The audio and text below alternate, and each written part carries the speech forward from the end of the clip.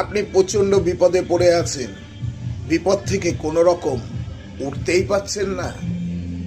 সকালবেলা ঘুম থেকে উঠছেন, বাড়ি থেকে পালিয়ে যাচ্ছেন, রাতে ঘুম হচ্ছে না, শরীর খারাপ হয়ে যাচ্ছে। এই রকম নানান রকম বিপদ থেকে মুক্তি পেতে 3 দিন আমার এই উপায়টি করুন।